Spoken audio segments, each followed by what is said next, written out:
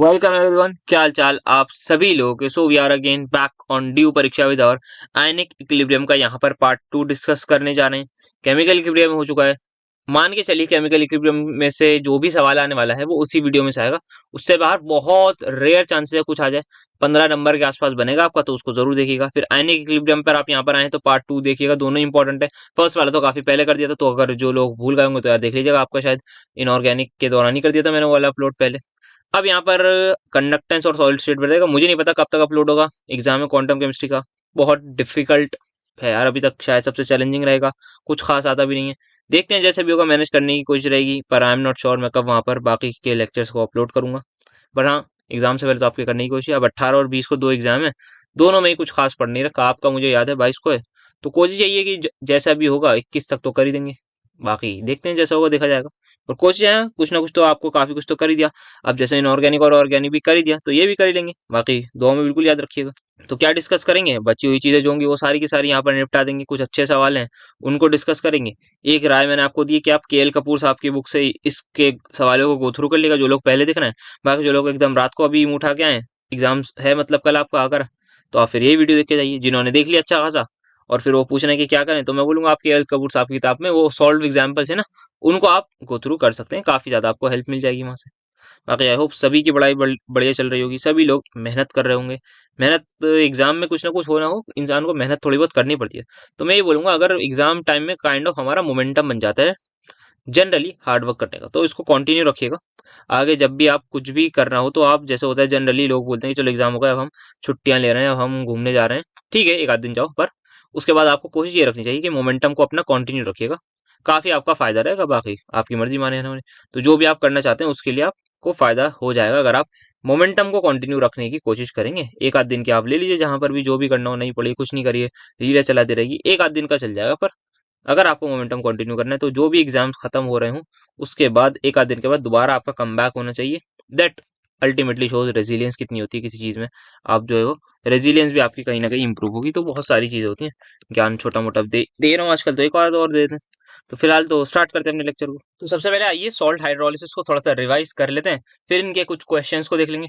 तो सबसे पहले हमारे सामने आता है सॉल्ट हाइड्रोलिसिस कैलकुलेशन कैसे कर ली थी हमने। हाइड्रोलिसिस कांस्टेंट की बात हमने करी थी। क्या होता है, कोई भी सॉल्ट अगर पानी में डालते हैं तो वो हमारे पास कहीं ना कहीं ब्रेक डाउन हो जाती है। हमने रिएक्शन विद वाटर की बात करी थी, this is simple your hydrolysis. Now the point is, क्या ये सॉल्ट वाटर से रिएक्ट करके कुछ फर्दर कंपाउंड बना रही है, या वाटर में जाने के बाद डिसोल्यूशन टेक प्लेस कर रही है, that is completely break down हो जाएगी अपने फर्दर आयनिक फॉर्म में। जैसे कि हमने बात करी थी NaCl HCl की। यार ये तो स्ट्रॉन्ग लोग हैं, ये यहाँ पर आपका ब्रेक डाउन हो गए। अगर ये दोबारा पानी से रिएक्ट करके कुछ बना भी लेंगे तो दोबारा टूट जाएंगे। तो इन वाटर हमारे पास Na पॉजिटिव और Cl नेगेटिव ही मिलेगा। Same goes for HCl as well. ठीक है जी। ना अगर हमने फिर आगे चीजों को लेके गए, तो हमने बात करी ये होगा क्या। तो पता लगा यार, ऐसा सिनेरियो होना चाहिए कि यहाँ पर जो हिसाब किताब है, अगर मैं यहाँ पर इस इंसान को वीक बना दूं या इस इंसान को वीक बना दूं, तो मेरा सा थोड़ा सा गेम बदल सकता है। ये हमने यहाँ पर बात करी थी। अब क्या हुआ था, जैसे फॉर एग्जांपल हमने एक केस लिया जहां पर मैंने स्ट्रॉन्ग एसिड ले लिया और मेरा वीक बेस ले लिया। मैंने इन दोनों को रिएक्ट कराया, एक सॉल्ट बन गई मेरे पास। ठीक है, अब द पॉइंट इज, जैसे ही ये सॉल्ट बनी तो ऑब्वियसली सभी कुछ पानी में हो रहा होगा। पानी में क्या हुआ होगा सर, पानी में हुआ होगा सॉल्ट को हम स्ट्रॉन्ग इलेक्ट्रोलाइट मानते हैं। तो सॉल्ट में हमारे पास NH4 पॉजिटिव भी है, Cl नेगेटिव भी है। तो ये जो Cl नेगेटिव है, अगर ये पानी से रिएक्ट करेगा तो HCl बना लेगा, HCl दोबारा टूट जाएगा। तो यार इसका तो हमारा कोई लेना देना नहीं है। अब साहब है NH4 पॉजिटिव, हमने इसकी रिएक्शन देखी, कराया रिएक्ट, H2O से रिएक्ट करा, भाई साहब NH4OH बन गए। अब हमने कहा आओ आप ब्रेक डाउन हो, तो ये ब्रेक डाउन हुए, पर सारे ब्रेक डाउन हुए। तो यहाँ पर क्या हुआ सर, यहाँ पर ये हुआ कि ये सारे के सारे मॉलिक्यूल्स ब्रेक डाउन नहीं हुए। दैट मीन्स हमारे पास कुछ मात्रा NH4 पॉजिटिव या NH4OH की फॉर्म में रहेगी, कुछ अनडिसोशिएटेड फॉर्म रहेगी, और कुछ हमारा ब्रेक डाउन हो जाएगा डिपेंडिंग ऑन, जैसे यहाँ एग्जांपल ले रखा है कि 100 में से 100 यहाँ पर अगर मैंने 100 मॉलिक्यूल्स एसिटेट आयन के लिए हैं, जैसे फॉर एग्जांपल मैं सोडियम एसिटेट की सॉल्ट ले लूं, तो Na पॉजिटिव को तो कुछ फर्क नहीं पड़ेगा, वो NaOH बना लेगा, दोबारा टूट जाएगा। पर जो एसिटेट साहब है, इनको बहुत कुछ फर्क पड़ने वाला है, क्योंकि यार ये रिएक्ट कर गए पानी से रिएक्ट करके। ये अगर सारे के सारे मॉलिक्यूल्स पानी से रिएक्ट करेंगे डेफिनेटली, जैसे ही वो ये हिसाब किताब होगा, अब क्या होगा, यहाँ पर ये सारे के सारे दोबारा ब्रेकडाउन नहीं होने वाले। ये कुछ 99 तो ज्यादा बोल दिया मैंने, फिर भी 10-15 ही यहाँ पर दोबारा ब्रेकडाउन होंगे। So that is what happens. तो ये बेसिक बताना था, यहाँ पर लेक्चर में डिटेल में डिस्कस करके वहां जाके देख के आइएगा। यहाँ पर ऐसे ही मुंह उठा के डायरेक्टली मत आइए। आयनिक इक्विलिब्रियम में थोड़ा सा इसको रिस्पेक्ट दीजिए, टाइम दीजिए। बाकी अगर आप अभी देख रहे हैं, रात को आपका एग्जाम है, तो यार देख लो यार, सवाल कर लो, फिर और क्या बोलूंगा मतलब। तो salt of strong acid plus strong base, pH आपकी 7 आती है, सभी को पता है। जब भी मेरा सॉल्ट ऑफ स्ट्रॉन्ग एसिड और वीक बेस होगा, तो बच्चा बच्चा जानता है कि सर जब आपका वीक बेस होगा, तो यहाँ पर हमने इसका ये एग्जाम्पल लिया, और ये फर्दर ब्रेकडाउन नहीं होगा, और होगा भी तो कम होगा, तो H प्लस डोमिनेट करेगा जो इन दिस पर्टिकुलर रिएक्शन में बन रहा है। आई होप सो सभी को ये चीज क्लियर होगी। सिमिलरली यहाँ पर weak acid and strong base की फॉर्म में होगा। देन यहाँ पर हमारे डिफरेंट डिफरेंट सिनेरियोज होते हैं। अगर मैं दोनों को वीक ले लूं, डिपेंडिंग अपॉन पी, हमारा जो पी के ए और पी के बी वैल्यूज हैं, उनके मुताबिक हम यहाँ पर चीजों को कैरी फॉरवर्ड करेंगे। फिर यहाँ पर हमने बात करी थी डिग्री ऑफ हाइड्रोलिसिस, जैसे कि हमने बात करी थी हमारी डिग्री ऑफ डिसोसिएशन होती है, वैसे ही डिग्री ऑफ हाइड्रोलिसिस होती है कि साहब कितने मोल्स आपके हाइड्रोलाइज हो गए और इनिशियली आपने कितने मोल्स लिए थे। यहाँ पर ये हमारी बातचीत रहती है। So that is what is meant by degree of hydrolysis. तो एच का ये फॉर्मूला आ गया था सिंपल सा। फिर हम सेम तरीके से एकदम बेसिक तरीके से जाते हैं, यहाँ पर बात करते हैं कि इसका फॉर्मूला कैसे निकालें। सो दैट इज और सिंपली के सी, अगर मैं यहाँ पर इक्विलिब्रियम कांस्टेंट लिखूं सो वो आपके सामने ही आ जाता। फिर मैं यहाँ पे इसको सामने भेजा तो के सी इंटू पानी मेरा हाइड्रोलिसिस कांस्टेंट बन जाता है, एक नया कांस्टेंट जो निकल के ही आता है। और यहाँ पर आप सभी के सामने यहाँ वैल्यूज लिखी वैसी हुई है कि यहाँ पर सी माइनस एक्स होगा, फिर एक्स, और एक्स को मैं सी एच लिख रहा हूँ। क्यों लिख रहा हूँ सी एच? क्योंकि एक्स क्या है मेरे, that is my number of moles hydrolyse. H क्या है, डिग्री ऑफ हाइड्रोलिसिस, इनिशियल मोल मैंने सी लिए थे तो एक्स बराबर सी एच हो गया, खत्म। और एच क्या है मेरी, डिग्री ऑफ हमारी sorry number of moles hydrolyse हो जाएंगे, तो के एच आपकी आ जाएगा हाइड्रोलिसिस कांस्टेंट। एंड देन इसी के साथ हम यहाँ पर अपने फाइनल आंसर तक पहुंच जाएंगे। सॉरी, जो एच है मेरा वो क्या है, तो एच यहाँ पर मेरे पास है degree of hydrolysis. This is my degree of hydrolysis जो यहाँ पर है। तो डिग्री ऑफ हाइड्रोलिसिस ये है किसके इक्वल होती है, number of moles by initial moles. ठीक है जी, खत्म। इस तरीके से फिर मैं के बी के वैल्यूज निकाल सकता हूँ। फिर मैंने आपको दिखा था कि के डब्ल्यू बटे के बी करेंगे, आपके सामने के एच आएगा। सभी को पता है यार, ये कोई बच्चों वाली चीज ही है मतलब, और बहुत आसान सी चीज है। तो आप के एच का एक्सप्रेशन आपको आगे लिखना, हाँ सर यहाँ से आगे के एच का, दिस इज योर के एच। के बी सभी को पता है, बच्चा बच्चा जानता है, बेस को आप फर्दर जो है वो डिसोशिएट कर दीजिए, आपका के बी आ जाएगा। सिमिलरली के बी मैं निकलवा सकता हूँ। तो यहाँ पर ये सिनेरियो हमारे पास रहा था। तो सभी को बताया जैसे हमारे पास H प्लस बराबर सी अल्फा होता है, वैसे ही हमारे पास H प्लस, जैसे कि यहाँ पर आप देख सकते हैं this is your H plus. ये H प्लस कितने बन रहे हैं, CH के बराबर। C क्या है, इनिशियल कॉन्सेंट्रेशन। H क्या है, डिग्री ऑफ हाइड्रोलिसिस। तो वही फॉर्मूला पुट करा, H की वैल्यू हमें यहाँ से मिली थी, H प्लस का एक्सप्रेशन यहाँ से सामने आ गया। अगर H प्लस का आ गया तो क्या सभी लोग पीएच निकाल सकते हैं? यस सर, बिल्कुल निकाल सकते हैं। तो ये डेरिवेशन आपके सिलेबस में सिलेबस कह रहा हूँ, एग्जाम में आने के चांसेस बन जाते हैं। डिग्री ऑफ हाइड्रोलिसिस से कुछ भी वो डिराइव करा सकते हैं, पीवाईक्यू में आई हुई है, तो इस तरीके से आप डिराइव कर लेंगे। देन सिमिलरली अगर गेम में चेंज करके कर दूं, यहाँ पर वीक एसिड और स्ट्रॉन्ग बेस कर दूं, तो आपको क्या करना है सर, सभी कुछ सिमिलर होगा। अब वीक एनायन जो भी होगा उससे आप रिएक्ट कराएंगे। वीक एनायन का मतलब ये, या तो वो वीक एसिड से आया होगा या फिर वो वीक बेस से आया होगा, दोनों में से जो भी वीक होगा उससे आया होगा। अगर दोनों आएंगे तो आगे केस है हमारे पास, वो देख लेंगे। फिलहाल यहाँ पर जो है वो कोई भी एक बंदा होगा, उसको पकड़ के आप हाइड्रोलाइज करा दीजिएगा और आपके पास सिंपल से सारे एक्सप्रेशन रहेंगे और सेम ही मैनर में आप आंसर लगाएंगे। फिर यहाँ पर अगर मैं बात करूं तो यहाँ पर अगर मैंने दोनों ही लोग वीक ले लिए तो साहब दोनों की हाइड्रोलिसिस होगी। अब डिपेंडिंग अपॉन जिसका के बी ज्यादा होगा, उसी के अकॉर्डिंग हम पीएच ऑफ द सॉल्यूशन पर बात करेंगे। अब सिमिलरली यहाँ पर आप केएच का एक्सप्रेशन तो आप डायरेक्टली लिख सकते हैं यहाँ पर in this particular case. KH तो स्टार्टिंग में आप आराम से लिख सकते हैं यहाँ से। केएच की वैल्यू आ गई आपकी, NH4 पॉजिटिव, Cn नेगेटिव को आपने पानी में डाला, क्या बन जाएगा, ये बन जाएगा। आप इक्विलिब्रियम कांस्टेंट वगैरह, इक्विलिब्रियम कांस्टेंट ही आपको पता ही होता है, Kc इंटू H2O करेंगे, आपके सामने केएच आ जाएगा। नाउ अब क्या बात करनी है, सो यहाँ पर मैंने ये एक्सप्रेशन दिया था, कुछ बच्चों से यहाँ पर एक आध मैसेज आया था, मेरे पास थोड़ी सी मिस्टेक हो रही थी, तो मैं यहाँ पर एक करवा देता हूँ। क्या, के एच बराबर के डब्ल्यू अपॉन के इंटू के बी। तो यहाँ पर सभी लोग जानते हैं कि जो मेरा के एच है वो मैंने के डब्ल्यू और उसके नीचे वो बोला, तो मैं यहाँ पर ब्रैकेट नहीं लगा रहा, सिर्फ O H into H plus लिख रहा हूँ। आप नेगेटिव चार्जेस और अपने हिसाब से लगा लिएगा। तो के डब्ल्यू है सबसे नीचे।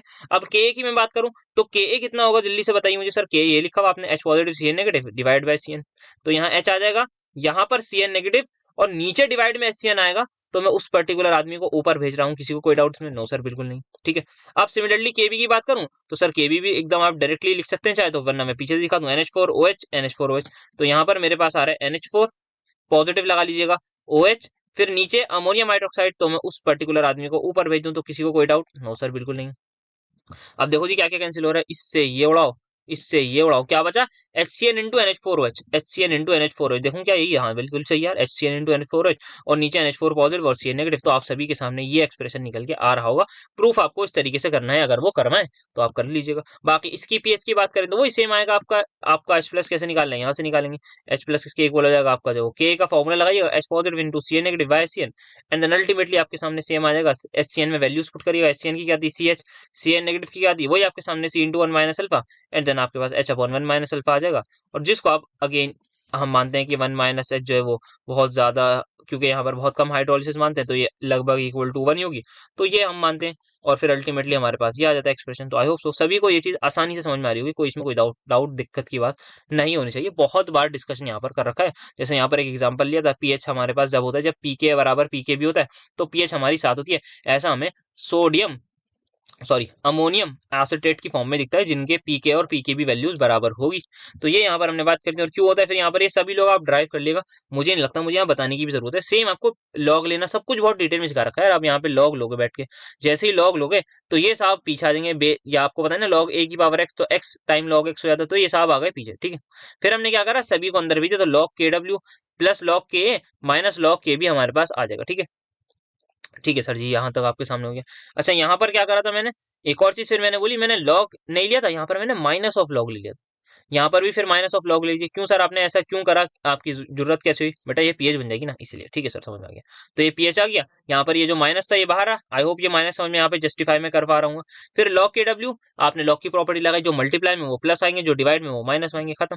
फिर आपने क्या करा, इस पर्टिकुलर आदमी को अंदर भेजिया माइनस को, बस। यहाँ पर आपने जैसे इसको अंदर भेजा, ये माइनस के डब्ल्यू बना, माइनस लॉग पी के, ये प्लस, और यहाँ पर मैं इस आदमी को इस तरीके से लिख रहा हूँ ब्रैकेट में करके, यहाँ पर मैं इसको माइनस ही बाहर लिख रहा हूँ, बस मैं माइनस ऑफ माइनस लगा रहा हूँ। क्या किसी को doubt, minus of minus plus ही हो जाएगा? हाँ सर, किसी को भी डाउट नहीं होगा। तो ये माइनस लॉग के डब्ल्यू पी के डब्ल्यू, माइनस लॉग के पी के, माइनस लॉग के बी पी के बी। अब अंदर माइनस था और बाहर माइनस था, इसलिए मैंने इसको माइनस माइनस प्लस करने की वजह से करा, देन माइनस आ गया मेरे सामने। सिंपल, मैं यहाँ पर अपना आराम से कर पाऊंगा। पी के डब्ल्यू आप सभी को पता है, हम एच 25 डिग्री यही मान के चलेंगे, दैट इज 10⁻⁻14। तो 7 प्लस हाफ पी के माइनस पी के बी। द मोमेंट पी के और पी के बी बराबर आ गए, बच्चा बच्चा बता सकता है सर पीएच की वैल्यू 7 आ जाएगी। आई होप सो सभी को अच्छे से समझ में आ रहा होगा, बहुत आसान चीज थी ये। तो यहाँ पर पूरा रिवाइज कर लिया है, पर अब कोई भी सवाल आएगा आराम से टेकल हो जाए।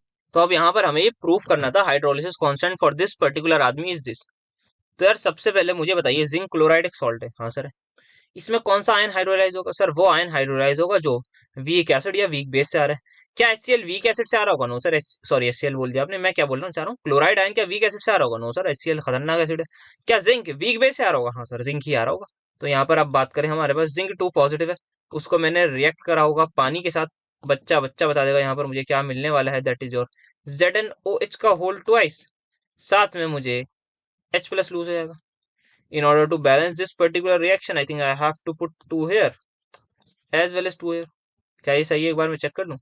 2 4 2 4, ठीक है, 2 होगा, ठीक है, मेरे हिसाब से यहाँ तक सही है। अब हमें जो प्रूफ करना है वो ये करना है कि H बराबर के डब्ल्यू स्क्वायर बाय के बी। ठीक है सर, कर लेंगे, कोई दिक्कत नहीं। तो सबसे पहले वही करेंगे, हम यहाँ पे LHS की वैल्यू निकालेंगे, RHS की निकालेंगे, इक्वेट हो गया तो हेंस प्रूफ बोल देंगे, होगा ही तभी होगा। तो KH अगर मैं इस पर्टिकुलर रिएक्शन से देखूं, तो क्या सभी लोग बता सकते हैं KH की वैल्यू में ये लिखूं तो सही है, या कोई डाउट इसमें? ठीक है, सही लिखा है ना मैंने? एक बार मैं भी चेक कर लूं। हाँ सर, सही लिखा है KH। ठीक है जी। अब जरा KW पर आए, तो अब आप यहाँ पे हमने LHS को लिख दिया, LHS इक्वल टू दिस। अब अगर हम बात करें RHS में, मुझे KW चाहिए, KB पता है, तो KB के लिए मुझे जिंक हाइड्रोक्साइड का हाइड्रो वो कराना होगा ब्रेकडाउन, तो ये ब्रेक होगी Zn2 positive plus 2OH negative. यदि मैं बात करूं केवी की, so that will be equal to zinc 2 plus की कॉन्सेंट्रेशन, और यहाँ पे आप वो लगा लिएगा, बस मैं लिख रहा हूँ, ब्रैकेट नहीं लगा रहा। आई होप आप समझ पा रहे होंगे, ब्रैकेट ऑलरेडी है, आप इसको एक्सप्लिसिटली नहीं लिख रहा, इम्प्लिसिटली मान लीजिए कि हाँ यहाँ पर ब्रैकेट अवेलेबल होंगे, कि power 2 divide by zinc hydroxide. ठीक है सर, इतना क्या, के डब्ल्यू स्क्वायर बाय के भी निकालने जा रहा हूँ मैं। यहाँ पर देखिएगा, के डब्ल्यू स्क्वायर मतलब H प्लस का square divide by OH minus का स्क्वायर। के डब्ल्यू स्क्वायर समझ में आया सबको? हाँ सर, आ गया। केबी की बात करूँ तो जिंक 2 प्लस की मल्टीप्लीकेशन बाय OH नेगेटिव का square divide by zinc hydroxide है, तो मैं जिंक हाइड्रोक्साइड को यहाँ ऊपर ले आता हूँ। क्या ये बात सबको समझ में आई? हाँ सर। क्या ये दोनों लोग उड़ते हुए नजर आ रहे हैं? हाँ सर, बिल्कुल आ रहे हैं। क्या बचा यहाँ पर? जिंक हाइड्रोक्साइड और 2H प्लस। क्या ये और ये लोग सेम है सर? हाँ सर, बिल्कुल है। तो ये हमने RHS निकाली मेहनत करके, क्या हमने मेहनत करके LHS निकाली, LHS equal to RHS, hence proved. आप बड़ा बड़ा सा लिख के आइएगा, जैसे बचपन में लिखते थे, जब मैथ्स के कोई क्वेश्चन होते थे क्लास 10th में, बोर्ड्स में लिख के आते थे ना, हेंस प्रूव्ड एकदम मस्ट होता था। ट्रिग्नोमेट्री का क्वेश्चन हो गया, या कोई रैशनल नंबर वगैरह वाले आते थे जो प्रूव दैट √2 इज रैशनल, तो वो वाले बिल्कुल आप बड़ा सा लिख के आइएगा।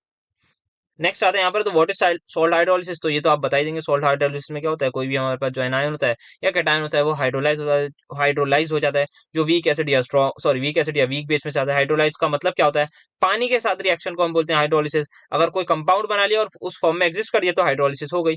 हाइड्रोलिसिस कब नहीं होती? जब पानी के साथ रिएक्ट नहीं करता, बेसिकली पानी के साथ सिर्फ हमारे पास इंटरेक्शन देखने को मिलती है, जिसको हमने हाइड्रेशन का नाम दिया था। ये सारी बातें आप लिख दीजिएगा।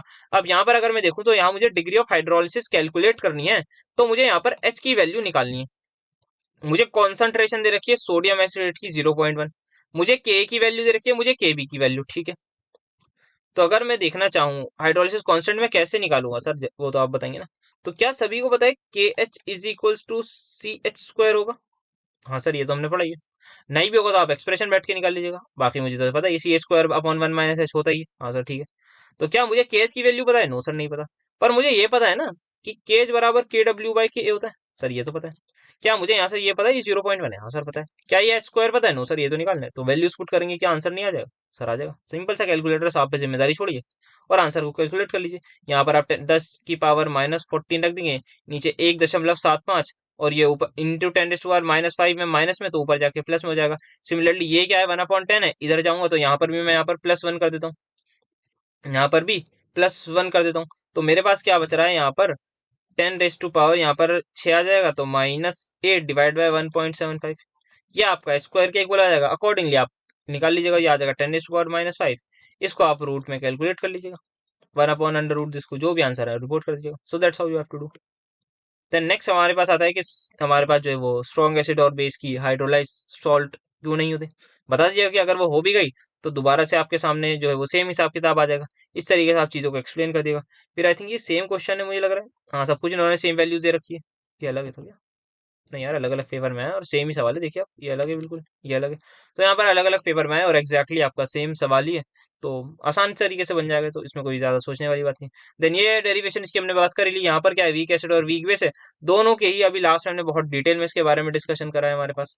तो यहाँ पर जैसे कि आप सभी लोग देख सकते हैं, यहाँ इसका डिस्कशन वीक एसिड और वीक बेस का जो हमने करा था, के ए K B K W then H D N, हमारे पास किस तरीके से ये के एच बराबर H/1 - H बनता है, फिर हम इसको नेग्लेक्ट कर लेते हैं एंड सो ऑन, ये सारी चीजें चलती हैं। तो सिमिलर मैनर में you guys can prove this easily. फिर यहाँ पर ये आपका लॉग वाला मैंने समझा भी दिया यहाँ पर, अच्छा हुआ BYQ में आया हुआ भी है, तो यहाँ पर समझा भी दिया कर।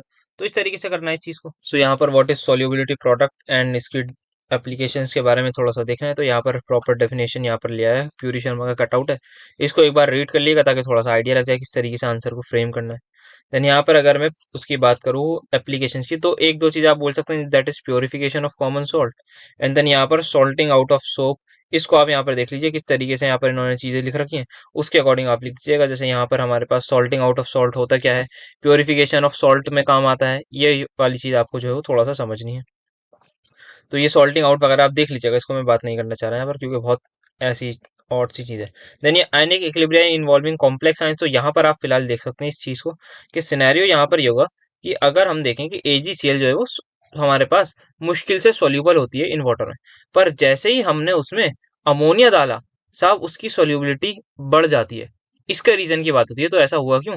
क्योंकि हमारा यहाँ पर कॉम्प्लेक्स फॉर्म हो गया। अब इस कॉम्प्लेक्स के बनने से ऐसा क्या हुआ, जो सोल्यूबिलिटी बढ़ गई, उसके बारे में यहाँ पर बात करनी। सो हैव अ लुक यहाँ पर क्या हुआ होगा। इनिशियल सिनेरियो ये रहेगा, कुछ हमारे जो है वो टूट रहे होंगे, कुछ नहीं टूट रहे होंगे, ये आपकी KSP वैल्यू होगी। अब जो कुछ ब्रेक डाउन हो रहे होंगे वो आपके रिएक्ट करेंगे अमोनिया के साथ और एक कॉम्प्लेक्स बना लेंगे। अब यहाँ पर आप देख सकते हैं ये वाला Ag यहाँ पर जा रहा है, तो मतलब प्रोडक्ट में कॉन्सेंट्रेशन कम हो रही है, तो रिएक्शन लॉजिकली फॉरवर्ड की ओर आनी चाहिए, ठीक है। अगर ऐसा होता है यार कि ये मान लीजिए ये कॉम्प्लेक्स मान लेता हूँ मैं स्टेबल ही नहीं है, तो वापस ये बैकवर्ड आ जाता, वापस बैकवर्ड आता तो Ag वापस बढ़ जाता, वापस Ag यहाँ पर बढ़ जाता तो वापस यहाँ पर भी बैकवर्ड हो जाती। तो ये आपको आई होप दूसरा सिनेरियो समझ में आएगा कि अगर इफ इन केस कॉम्प्लेक्स हमारा बहुत ज्यादा अनस्टेबल होता तो बैकवर्ड बैकवर्ड खेलते हैं, पर मैं लेट कर रहा हूँ स्टेबल है तो आगे आगे खेलते हैं। अब देखते हैं एक्चुअल में होगा क्या। तो यहाँ पर अगर हम बात करें इस पर्टिकुलर रिएक्शन का हम इक्विलिब्रियम कांस्टेंट इस तरीके से लिख सकते हैं, ठीक है जी। फिर यहाँ पर फर्दर हमने यहाँ पर रिएक्शन वगैरह को ऐड करा, तो हमें पता लगा कि यहाँ पर जो है वो कॉम्प्लेक्स जो बनता है वो काफी ज्यादा स्टेबल बनता है। अब उसके बारे में सिर्फ इतना बताइएगा कि स्टेबिलिटी कांस्टेंट की वैल्यू जो है वो इस पर्टिकुलर कॉम्प्लेक्स के लिए काफी ज्यादा हाई होती है, जिसकी वजह से यहाँ पर जो इक्विलिब्रियम है हमारे पास वो फॉरवर्ड की तरफ ही रहता है। और अगर यहाँ पर फॉरवर्ड रहेगा तो Ag की मात्रा हम काफी कम कर देंगे, और यहाँ से अगर Ag कम हो जाएगा तो हमारे पास जो है वो यहीं से टूटेगा। तो हम देखेंगे ये जो AgCl का सॉलिड प्रेसिपिटेट ऑलरेडी प्रेजेंट था वो टूटना शुरू हो जाएगा, मतलब हम बोलेंगे अच्छा अच्छा हमारे पास जो है वो ये अब चीज सोल्यूबल होने लगी है। तो ये एक इंपॉर्टेंट एप्लीकेशन थी जो आप देख सकते हैं जिसमें। फिर यहाँ पर अगर बात करें solubility product and sparingly soluble salt, यहाँ पर लेक्चर 1 में इसके बारे में डिस्कशन कर रखा है किस किस तरीके से लिखना होता है। यहाँ पर आप इसकी डेफिनेशन वगैरह आप लिख दीजिएगा, सॉल्युबिलिटी प्रोडक्ट का प्रिंसिपल वगैरह सब कुछ आप यहाँ पर लिख देंगे आराम से, थ्योरी वगैरह है तो। फिर यहाँ पर मैं कॉमन आयन की यहाँ पर बात थोड़ी सी करना चाहता हूँ, क्या होता है एग्जैक्टली। तो कॉमन आयन आपको पता है, जैसे कि अब मेजरली हम डिस्कशन हमारा रहा था कॉमन आयन का इन केस ऑफ, जब हमने करा था दैट इज एसिड वगैरह के केस में, वीक एसिड वीक बेस वगैरह वाली बात हमने करी थी कि जब मैं कॉमन आयन डाल दूंगा तो इक्विलिब्रियम वगैरह की शिफ्टिंग होती है। तो आइए उसको थोड़ा सा मैं बताता हूँ। फॉर एग्जांपल यहाँ पर कोई भी मेरी एक स्पैरलिंगली सॉल्यूबल सॉल्ट थी, मैं उस जैसे कि ले लेता हूँ AgCl। मुझे पता है इसका सिनेरियो ये कुछ हो रहा होगा, Ag positive plus Cl negative. The moment मैंने इस पर्टिकुलर बीकर में एक ऐसा इंसान डाला, जैसे कि NaCl डाल दिया जो एक स्ट्रॉन्ग इलेक्ट्रोलाइट है, मतलब जैसे ही मैंने बीकर में NaCl को डाला होगा, क्या NaCl तुरंत से पहले ब्रेक डाउन हो जाएगा? हाँ सर। मान लीजिए NaCl की मोलरिटी है कुछ 0.1 मोलर, तो ये भी ऑब्वियसली पूरी तरह से ब्रेक डाउन हो जाएगा। अब इनिशियली मैं मानता हूँ इसकी सॉल्युबिलिटी कुछ ऐसे, इसकी कुछ ऐसे होगी, इसकी कुछ ऐसे होगी, ऐसा सिनेरियो हमारा गेम चलता है। अब जैसे ही मैंने बीकर में सोडियम क्लोराइड डाल दिया, क्या सभी को पता है यहाँ पर ये इसकी सॉल्युबिलिटी की वैल्यू ये आएगी, क्योंकि अब मैं टोटल क्लोराइड आयन लूंगा। और एक और इंपॉर्टेंट चीज देखिएगा, अगर मैं यहाँ वैल्यू को अभी के लिए हटा दूं, तो आप ध्यान से सोचिए मेरी एक बात को, कि जैसे ही यहाँ पर मैंने क्लोराइड आयन की मात्रा बढ़ा दी, क्या मेरा इक्विलिब्रियम बैकवर्ड नहीं हो जाएगा? हाँ सर। तो अगर मेरा इक्विलिब्रियम बैकवर्ड हो गया तो क्या सॉल्युबिलिटी कम हो जाएगी? हाँ सर। एक बार और समझाता हूँ, दोबारा से ध्यान से सुनिएगा। यहाँ पर हो क्या रहा है एग्जैक्टली, इनिशियली मेरे पास कुछ सॉल्युबिलिटी होगी एस, मान लेता हूँ मैं सॉल्युबिलिटी की वैल्यू है 10, ऐसी लेट कर रहा हूँ 10, हमारे पास ग्राम पर लीटर जो भी है 10 है मेरे पास, ठीक है। अब जैसे ही मैंने यहाँ पर कुछ क्लोराइड आयन डाल दिया, तो ये जो एस है ये क्या है? It is basically it is totally depends कि यहाँ पर ये कितने आयंस बन रहे हैं। अगर 10 का मतलब मैं मान लेता हूँ कि 10 AgCl 10 Ag बना रहा होगा and then so on. The moment यहाँ पर मैंने ये चीज बढ़ा दी, मान लीजिए यहाँ पर 11 हो गया, 12 हो गया, कुछ हो गया, तो ये इससे रिएक्ट करके वापस बैकवर्ड चला जाएगा। और यहाँ पर हमारे पास जो है वो सॉलिड की वैल्यू जो है वो बढ़ जाएगी। तो मतलब हमारा जो सॉलिड है वो एक्चुअल में बढ़ता जाएगा, बढ़ता जाएगा। तो सॉलिड फॉर्म बढ़ती गई और हमारा जो डिसॉल्व हुआ फॉर्म है वो डिक्रीज हो रही है, सो हमारी सॉल्युबिलिटी डिक्रीज हो जाती है। ये एक्जैक्टली होता है। ये एस क्या लिखा है मैंने, दिस एस बिलोंग्स टू कितने मोल्स मेरे सोल्यूबल हो रहे हैं। अगर यहाँ पर ये चीज 9 हो गई, ये 9 हो गई, तो यहाँ पर भी ये चीज 9 होगी। इस बात को समझ लीजिएगा। आई होप सो थोड़ा बहुत आइडिया यहाँ पर लग गया होगा जो मैं देना चाह रहा था। अब क्या होगा यहाँ पर मेरा, मैं जब सोल्यूबिलिटी लिखने जाऊंगा तो यहाँ पर इसको मैं इस तरीके से लिखूंगा, और KSP जब मैं लिखने जाऊंगा so that will be equal to S into S plus 0.1। और मुझे पता है सोल्यूबिलिटी की वैल्यू बहुत पॉइंट्स में कुछ आती है, 1.6 इंटू 10 माइनस समथिंग, तो इसको मैं निगलेक्ट कर दूंगा। तो इन दिस सिनेरियो में, मैक्सिमम सिनेरियो में आपका इस तरीके से आपको इक्वेशन लिखती हुई नजर आएगी। So that's how you have to write. क्या करना है, किस तरीके से सॉल्युबिलिटी ऑफ अ सॉल्ट जो है वो इफेक्ट होती है कॉमन आयन की प्रेजेंस में, ये सारी चीजें यहाँ पर आपको लिखनी है, ठीक है। तो यहाँ पर मैंने डिटेल में बात कर ली। अब ये वही हमारा सॉल्ट हाइड्रोलिसिस का सिंपल सा सवाल आया है। क्या दे रखा है यहाँ पर, KH की वैल्यू कैलकुलेट हमें करनी है, अल्फा दे रखा है और Ka दे रखा है, KW दे रखा है। तो KH की वैल्यू अगर मुझे कैलकुलेट करनी है, और यहाँ कैसी सॉल्ट है, if I am not wrong, तो यहाँ पर मुझे सिर्फ और सिर्फ हाइड्रेट इसकी बात कर रखी है। तो KH की वैल्यू अगर मैं देखूं, अच्छा इट्स डिग्री ऑफ हाइड्रोलिसिस भी कैलकुलेट करनी होगी दिमाग में। यार केएच तो मेरे पास डायरेक्टली आ जाएगा, KW/Ka से है जी, तो यहाँ से आ जाएगा KH। अब मुझे निकालना क्या है, अल्फा की वैल्यू निकालनी है। तो अगेन मुझे पता है KH बराबर C अल्फा स्क्वायर, KH की वैल्यू मैं यहाँ KW/Ka से निकाल लूंगा। ये मुझे दे रखा है 0.1 यानी अल्फा स्क्वायर आ जाएगा। सिंपल सा, that's how we have to calculate. तो आसानी से ये भी कैलकुलेट हो जाएगा।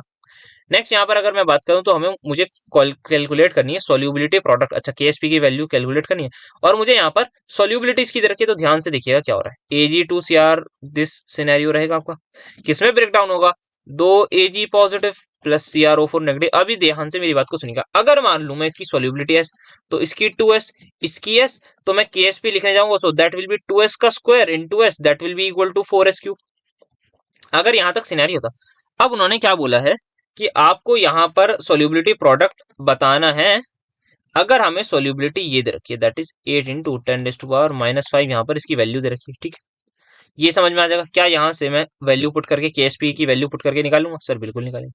अब क्या पूछ रहे हैं, what is the solubility of this particular आदमी इन अ सोल्यूशन कंटेनिंग दिस। ध्यान से बात को सुनिएगा। अब मैंने क्या करा, अब मैं बाहर से पोटेशियम डाइक्रोमेट ले आया, जो कि खतरनाक हमारा इलेक्ट्रोलाइट होता है। ये प्रॉपरली ब्रेक डाउन हो जाएगा, 2K पॉजिटिव एंड CrO4 यहाँ पर आ जाएगा। मेरे हिसाब से 2 नेगेटिव आना चाहिए, जो मैंने नहीं लगाया, 2 नेगेटिव में, ठीक है।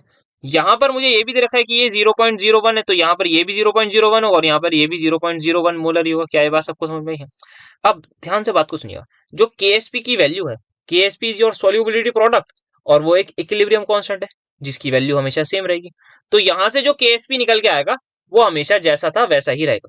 तो जो भी यहाँ पर KSP की वैल्यू आ गई, मैं यहाँ पर जैसे देखूँ यहाँ पर 8, इसको मैं जब वैल्यू पुट करूंगा मेरे पास कुछ पर्टिकुलर वैल्यू आ जाएगी, वो मेरी KSP की आ जाएगी। मान लीजिए मैं उसको अभी के लिए P लिख रहा हूँ, कुछ वैल्यू आ रही है P, जो भी आ रही है P मेरी वैल्यू आ रही है मोल क्यूब पर लीटर क्यूब में, वो आ जाएगी। ठीक है, अब यहाँ पर सिनेरियो क्या रहा, अब यहाँ इस वाली चीज को मैं यहाँ पर या फिर दूसरे पेन से लिख रहा हूँ, रेड वाले पेन से, सेकंड केस को।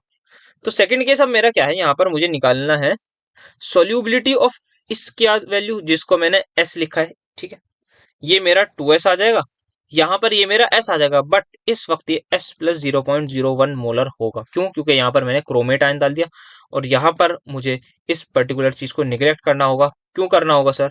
अच्छा, ये जो S मैंने यहाँ पर निकाला है, this is not your old solubility. अब मेरी सोल्यूबिलिटी वगैरह सब कुछ चेंज हो जाएगी, तो मैं इसको S डैश लिख लेता हूँ, इसको भी S डैश, इसको भी यहाँ पर S डैश बोल देता हूँ। और जो मेरा S डैश है, जो यहाँ पर मेरा S डैश है, वो S प्लस इसके इक्वल में लिख देता, पर मुझे अब यहाँ पर इसको निगलेक्ट करना होगा। So now I have to calculate this. तो यहाँ सिनेरियो क्या बचा, अब जो मैंने KSP निकाला है जिसकी वैल्यू मैंने P बोली थी, that is equal to my 2S dash का whole square dot 0.01। I hope so समझ में आया होगा। KSP की वैल्यू यहाँ पर आप पुट कर दीजिएगा यहाँ से निकाल के और डिवाइड वगैरह कर दीजिएगा, आपके सामने आ जाएगी वैल्यू फाइनल। देन यहाँ पर हमारे पास है, क्या अंडरस्टैंड करते हैं, ठीक है बता देंगे, डिग्री ऑफ हाइड्रोलिसिस, ये सारी चीजें बता देंगे आप, क्या होता है हाइड्रोलिसिस कांस्टेंट, क्या होता है हमारे पास, क्यों हमारे पास ये हाइड्रोलाइज नहीं होती, बात कर रखी है इसकी। Do not hydrolyse, change the pH of aqueous solution, हाँ क्यों हमारे पास जो है वो, जब हमारा स्ट्रॉन्ग एसिड और स्ट्रॉन्ग बेस हम डालते हैं तो वहां पर कुछ भी पीएच का चेंज क्यों नहीं आता, क्योंकि सर हमारे पास न्यूट्रलाइज हिसाब किताब रहता है सारा का सारा। फिर हमें क्या करना है, डिराइव करना है एक्सप्रेशन को। अच्छा, किसके लिए, वीक एसिड और स्ट्रॉन्ग बेस के लिए कर रखा है ऑलरेडी, सब कुछ यहाँ पर गिवन है, तो इसको बहुत डिटेल में डिस्कस कर रखा है, डेरिवेशन वगैरह वही वाली है हमारी, के H is equal to KW/KB। फिर यहीं से हम H प्लस वगैरह तक जाएंगे, H प्लस बराबर CH निकालेंगे। तो यही चीज है हमारे पास, सिंपल सा H हाइड्रोलिसिस कांस्टेंट निकालेंगे, फिर वहां से हम H प्लस की वैल्यू निकालेंगे। So that's how we have to do. यहाँ पर क्या है हमारे पास सवाल, हाइड्रोलिसिस कांस्टेंट निकालना है, डिग्री ऑफ हाइड्रोलिसिस निकालनी है, मुझे यहाँ पर के भी गिवन है। अगर यहाँ KW नहीं गिवन है तो मुझे लेट करना पड़ेगा मजबूरन कि वो इतना ही होगा, तभी मैं आगे प्रोसीड कर सकता हूँ, अदरवाइज नहीं कर सकता। बाकी हो सकता है एग्जाम में स्टार्टिंग में कहीं ना कहीं गिवन हो और वो मुझसे मिस हो गया हो। तो यहाँ पर हाइड्रोलिसिस कांस्टेंट निकालना है, सबसे पहले तो KH निकाल लीजिए सिंपल सा यार, KW/KB से। सेम सवाल है, देख लीजिए आप, सिमिलर सेट ऑफ क्वेश्चंस हमारे बहुत भारी मात्रा में रिपीटेड हैं, NaCl की बात हो रही है यहाँ पर, तो कर लेंगे यहाँ पर KH निकाल लेंगे, फिर और भी चीजें निकालने वाली वो आराम से निकाल ली जाएंगी। नेक्स्ट पर आते हैं, यहाँ पर हमें सोल्यूबिलिटी और सोल्यूबिलिटी प्रोडक्ट को डिफाइन करना है, कर लिया जाएगा। Determine the solubility product of MgOH in pure water, okay, and in this. समझते हैं क्या कहना चाह रहे हैं, KSP हमें दे रखा है। तो अगर मैं बात करूं यार प्योर वाटर की, तो प्योर वाटर को देने का कुछ खास मुझे यहाँ सिग्निफिकेंस तो नहीं लग रहा। ये Mg2 पॉजिटिव, ये 2 times OH negative, this is your S, this is your S, this will be your 2S। ठीक है, अब मैं यहाँ पर बात करूं, अगर KSP लगाऊं, so that will be equal to 1.2 into 10⁻11, और ये मेरे पास इक्वल हो जाएगा S इंटू 2S का whole square, that will be equal to 4S cube. क्या यहाँ से मेरे पास आराम से सोल्यूबिलिटीज की निकल जाएगी, निकल तो जानी चाहिए। बाकी कुछ सिग्निफिकेंस अगर मैं बात करूँ प्योर वाटर का है, तो क्या मुझे OH नेगेटिव को देन -7 मानना चाहिए, नहीं ऐसा कुछ, आई डोंट थिंक, तो यहाँ पर कुछ लगाना चाहिए। सिंपल सा मेरे पास ये एक्वस मीडियम में बात हो रही है, पहला सवाल इस तरीके से हमारे पास टैकल हो जाएगा। Now let us have a look on the second part, that is कि अगर मैं 0.01 मोलर NaOH ले आऊं, तो सिर्फ मैं यहाँ पर सेकंड वाले पार्ट को लिख रहा हूं। मान लेते हैं यहाँ पर सिनेरियो ये रहेगा, सभी को पता है यहाँ जो अब इसकी कॉन्सेंट्रेशन हो जाएगी, दैट विल बी 10⁻², क्योंकि यहाँ मैंने NaOH डाल दिया, that is a strong electrolyte, reaction backward में हो जाएगी। तो ये जो S होगा ये काफी ज्यादा कम होगा, तो अब जो KSP होगा, जो पहले था वही रहेगा KSP, तो उसको I am going to equate with this particular thing. तो यहाँ पर इस तरीके से मैं क्वेश्चन को कर लूंगा, यहाँ पे इससे मेरी सोल्यूबिलिटी आ जाएगी। तो आई होप ये भी यहाँ पर क्लियर होगा। तो कॉमन आयन वाले सवाल हमारे जो है इंपॉर्टेंस रखते हैं, आने के चांसेस बन सकते हैं, सिंपल वाला भी बन सकता है और ये वाला भी हमारे पास आ सकता है। नाउ अब हमें यहाँ पर बात करनी है क्या प्रेसिपिटेट बनेगा या नहीं, उससे रिलेटेड। तो उसके लिए हमें एक चीज पता होनी चाहिए, आई डोंट नो हमने बात कर रखी थी KIP की या नहीं, that is ionic product. Ionic product हमारे पास क्या होता है, QC, यहाँ पर जो हम KSP लेते हैं, दैट इज हमारे पास जब हमारे पास प्रेसिपिटेट बन जाता है तभी की बात होती है। आयनिक प्रोडक्ट जैसे कि हम QC और KC लेते हैं ना, at any time concentration of that cation into concentration of that anion जो ऑब्वियसली सोल्यूबल होगा, तो उसकी हम यहाँ पर बात करते हैं। तो KIP is this particular thing. KSP क्या है, जब हमारे पास प्रॉपर्ली सैचुरेटेड सॉल्यूशन हो गया, या सोल्यूबिलिटी का हमें उस पॉइंट पर देखेंगे कि हाँ चलो यहाँ पर सब कुछ सोल्यूबल हो गया, अब यहाँ पर प्रॉपर इक्विलिब्रियम मेंटेन हो गया। KIP is not that person, KIP is something else. वो हमें किसी भी पर्टिकुलर टाइम पर बता देगा, या किसी भी पर्टिकुलर टाइम पर हम निकाल लेंगे कि हाँ के ए पॉजिटिव की कॉन्सेंट्रेशन और बी नेगेटिव को मल्टीप्लाई कर लेंगे तो हमें पता लग जाएगा। अब ना उसकी सिग्निफिकेंस क्या है, द सिग्निफिकेंस इज दिस, अगर हमारे KIP की वैल्यू ज्यादा हो गई KSP से, दैट मीन्स जो रिक्वायर्ड कॉन्सेंट्रेशन थी हमारी एनायन और कैटायन की, वो KSP बताता है कि हाँ अगर हमारा एनायन और कैटायन की का प्रोडक्ट इतना आ रहा है तो साहब हमारा वो आपका प्रेसिपिटेट बन जाएगा। और अगर वही वैल्यू उससे भी ज्यादा आ गई तो उसका मतलब भाई एनायन और कैटायन एक्सेस में मौजूद है, तो मेरा पक्का PPT बन जाएगा। ये चीज यहाँ से पता लगेगी। यदि इसका उल्टा हो जाए तो आप सभी को पता है वहां पर हमारे पास प्रेसिपिटेट नहीं बनेगा। तो इस तरीके से इन सवालों को देखना है। आइए जरा हम यहाँ पर देखें। तो यहाँ पर हमसे AgCl की बात कर रहे हैं, तो AgCl हमें पता है KSP ऑफ AgCl यहाँ दे रखा है, तो हम इस तरीके से करते हैं Ag positive into Cl negative, इसी का हमें KSP दे रखा है, ठीक है, यहाँ दे रखा है, जिसकी वैल्यू हमारे पास है ये सामने। अब अगर मैं यहाँ पर बात करूं क्या मुझे पता लगाना है प्रेसिपिटेट बनेगा या नहीं बनेगा, तो मैं अलग से एक KIP नाम की चीज निकाल लेता हूँ। वो क्या बताएगी मुझे, concentration of Ag positive into Cl negative की कॉन्सेंट्रेशन। तो ये मुझे इंडिविजुअली निकालना पड़ेगा क्योंकि AgNO2 है, ठीक ठाक, या AgNO3 होगा if I am not wrong, थोड़ा सा मिसप्रिंटिंग। तो ये ठीक ठाक इलेक्ट्रोलाइट है, यहाँ पर ये भी हमारे पास डिसेंट इलेक्ट्रोलाइट है। तो NaCl में ध्यान से सुनिएगा, यहाँ पर अब बात होगी क्योंकि मैंने यहाँ 20 ml एक सोल्यूशन लिया, 20 ml दूसरा सॉल्यूशन लिया, मेरी टोटल वॉल्यूम क्या हो गई जल्दी से बताइए सर, 40 ml हो गई। ध्यान से यहाँ पर इस चीज को ध्यान रखना है। अगर मैं बात करूं यहाँ पर AgNO3 है मेरे पास, उसकी मुझे मोलैरिटी दे रखी है, मुझे वॉल्यूम दे रखी है, क्या मैं number of moles of AgNO3 निकाल सकता हूँ, बिल्कुल निकाल सकता हूँ। क्या मैं नंबर ऑफ मोल्स Ag के भी सिमिलरली निकाल सकता हूँ, हाँ सर, AgNO3 के जितने नंबर ऑफ मोल्स होंगे हमारे पास उतने ही नंबर ऑफ मोल्स हमारे Ag के होंगे।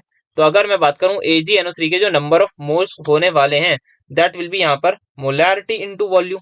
तो मोलैरिटी यहाँ पर मैं मिली मोल्स की बात कर रहा हूँ, यहाँ पर मोलैरिटी दे रखी है और मिली मोल्स क्योंकि मुझे वॉल्यूम दे रखी है ml में, तो ये आ जाएंगे मेरे पास 0.02 moles, if I am not wrong 0.2 आने चाहिए, सॉरी, क्योंकि एक जीरो हो जाएगा ना।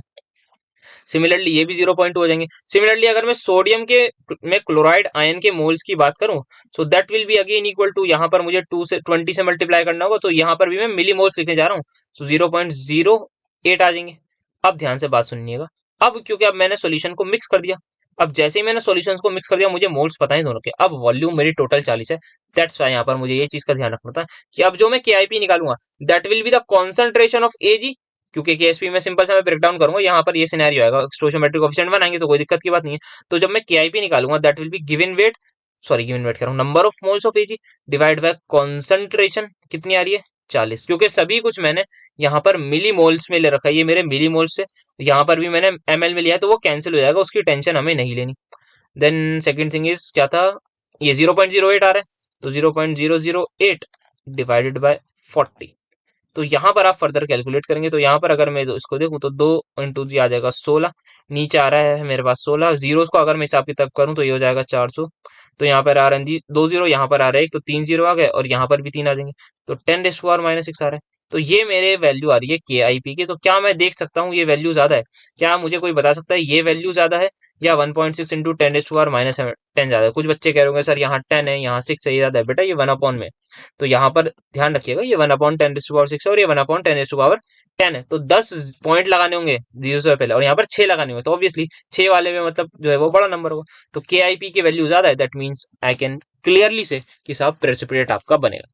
तो यहाँ पर यस PPT विल फॉर्म, तो आपको KIP निकालना होगा। ध्यान से मैंने नंबर ऑफ मोल्स निकाल लिया, टोटल वॉल्यूम क्योंकि यहाँ पर हिसाब के साथ, अगर वो बोल देते एक सोल्यूशन है उसमें इतना कुछ एक वॉल्यूम दे देते, सिर्फ एक वॉल्यूम की बात कर देते कि हाँ इतना ml ये है, या टोटल सॉल्यूशन की वॉल्यूम दे देते तो मैं ज्यादा यहाँ पर इतना दिमाग नहीं लगाता, पर क्योंकि यहाँ पर ये सिनेरियो था कि 40 ml हो जाएगी आफ्टर मिक्सिंग, तभी मुझे वहां पर गेम खेलना पड़ा KIP। सो यहाँ पर अगर मैं देखूं नेक्स्ट सवाल हमारे पास आता है, डिग्री ऑफ हाइड्रोलिसिस निकालनी है, हाइड्रोलिसिस कांस्टेंट निकालना है, के दे रखा है। तो ये सवाल देख सकते हैं आप बहुत बार रिपीट है, तो मुझे लग रहा है इस टाइप का आप एक न्यूमेरिकल मान के चलिए आना चाहिए, जहां पर आपसे जो है वो हाइड्रोलिसिस कांस्टेंट वगैरह की मदद से या हाइड्रोलिसिस कांस्टेंट और डिग्री ऑफ हाइड्रोलिसिस पूछने वाले होंगे, तो तैयार रहिएगा इस पर्टिकुलर क्वेश्चन के लिए, तो सारे फॉर्मुलाज अच्छे से याद करके जाइएगा। नेक्स्ट यहाँ पर देखेंगे डेरिवेशन, यहाँ पर बात कर ली, बहुत बार डिस्कशन हुआ है। फिर यहाँ पर देखूं मैं अगेन, यहाँ पर इन्होंने वही पूछ लिया, आपको सेम तरीके से करना होगा। अच्छा यहाँ पर ध्यान से एक चीज ये मैं करवा देता हूँ, ऐसा करता हूँ, क्योंकि इक्वल वॉल्यूम्स दी हुई हैं। बाकी एक फॉर्मूला भी बन जाएगा वैसे, पर बता देते हैं। तो मेरे हिसाब से AgNO3 ही होगा। तो यहाँ पर जो केस होगा, मैं वॉल्यूम लेट कर रहा हूँ V, इसकी भी V, ऑब्वियसली फिर इसकी भी V होगी, दोनों मेरे पास V वॉल्यूम है। तो अगर मुझसे कोई पूछे और मैं VmL लेट कर रहा हूँ ताकि मेरा हिसाब मिली मोल्स में रहे, और एट द एंड में, या V लीटर कर लेते हैं, चलिए कोई दिक्कत नहीं होगी, तो सब कुछ सेम रहेगा। तो अगर मैं बात करूं मेरे नंबर ऑफ मोल्स, क्योंकि मुझे AgCl की बात करनी है, तो क्या मैं Ag के डायरेक्टली बोल सकता हूँ 0.01 इंटू V हो जाएंगे? हाँ। सिमिलरली क्या मैं नंबर ऑफ मोल्स Cl के बोल सकता हूँ 0.00, एक और 0.4 इंटू V हो जाएंगे? हाँ सर। अब मैं जब इनको एट द एंड मिक्स कर दूंगा तो मेरे पास एक सोल्यूशन होगा, उसमें नंबर ऑफ मोल्स कांस्टेंट रहेंगे। इसीलिए मैं नंबर ऑफ मोल्स क्यों निकाल रहा हूँ, क्योंकि मेरे number of moles totally depend है अमाउंट पर, और अमाउंट में चेंज नहीं कर रहा। जितना मेरी अमाउंट AgNO3 में होगी, उतनी ही आफ्टर NaCl मिक्स करने के बाद Ag उतना रहेगा। Similar goes for, same thing goes for हमारे पास Cl। बट मेरी क्या वॉल्यूम चेंज होने पर वो चेंज हो जाएगी मोलैरिटी? हाँ सर, ये बात तो आपने सही कही। तो यही सिनेरियो है यहाँ पर कि अगर मैं वॉल्यूम चेंज कर दूंगा तो मेरी मोलैरिटी यहाँ पर चेंज हो जाएगी। सो दैट्स वाई यहाँ पर मैं ये चीज कर रहा हूँ, और होती भी है हमारे पास, क्योंकि अगर मैं जब सोल्यूशन बना दूंगा, तब मुझसे कोई पूछे कि आप Ag पॉजिटिव की कॉन्सेंट्रेशन बताओ, तो मैं बोलूंगा 0.01 V divided by 2V। I hope सो ये चीज आपको समझ में आ रही होगी, क्यों यहाँ पर हम इस तरीके को आराम से कर सकते हैं। आपको मैं अगर बोलूं नॉर्मली, तो आप ये भी सोच सकते हैं कि हाँ, एट द एंड आप डिवाइड कर दीजिए 2 से, तो आपका काम बन जाएगा। तो हाँ, उससे भी बिल्कुल काम बन जाएगा। तो अब मैं यहाँ पर अगर KIP निकालने गया, so that will be equal to 0.01 by 2 into, यहाँ पर इसको मैं लिखता हूँ 1 2 4 into 10 raise to power -4 divided by, यहाँ पर भी 2 आ जाएगा, क्योंकि 2V से ये भी डिवाइड होगा, और यहाँ पर भी पावर हटाता हूँ तो ये भी 6 हो जाएगा। तो यहाँ पर आप देख सकते हैं, ये 2 2 4, यहाँ पे खत्म। ये आपका दोबारा आ गया 10⁻⁻6, वही जो पहले करा था। तो आप बता दीजिए कि क्या ज्यादा है सर, आपको अलग ही आंखों से दिख रहा है कि ये वैल्यू आपकी जो है काफी ज्यादा छोटी है, KIP काफी ज्यादा बड़ा है, मतलब प्रेसिपिटेट बनेगा। तो ये सवाल हो गया। अब यहाँ पर आते हैं, यहाँ पर ये कह रहे हैं कि आप इनको एक्सप्रेस करिए इन टर्म्स ऑफ सोल्यूबिलिटी। तो बहुत आसान चीज है ये, और इससे आसान तो कुछ हो ही नहीं सकता। आपको सिंपल ये कह रहे हैं, आप ब्रेक डाउन करके दिखा दीजिए, आपको आता है या नहीं आता। आप कहेंगे सर कैसी बात कर रहे हैं, यहाँ पर आप ले लीजिए इसको 2s, इसको s, KSP का एक्सप्रेशन आ जाएगा s इंटू 2s का स्क्वायर, खत्म। आइए इसको ब्रेक करिए सर, ये आ जाएगा Fe, यहाँ पर क्या है बताओ, 2+, 3+, सर 2+, और यहाँ पर 3 आ जाएंगे। साथ में मेरे फॉस्फेट आयन आएंगे, फॉस्फेट PO4 3 नेगेटिव, कितना आएंगे, यहाँ पर आ जाएंगे 2। तो अगर मैं यहाँ सोल्यूबिलिटी की बात करूं, तो ध्यान से, ये मेरे पास हो जाएगा 3s, ये मेरे पास हो जाएगा 2s। क्या है बात, सबको समझ में आई? हाँ सर। अब मैं अगर KSP निकालने जाऊं, तो ध्यान से, यहाँ पर 3s का होल क्यूब इंटू 2s का स्क्वायर, तो 3 का क्यूब आ जाएगा मेरे पास 27, 27s की पावर 3, और यहाँ पर 4s की power 2।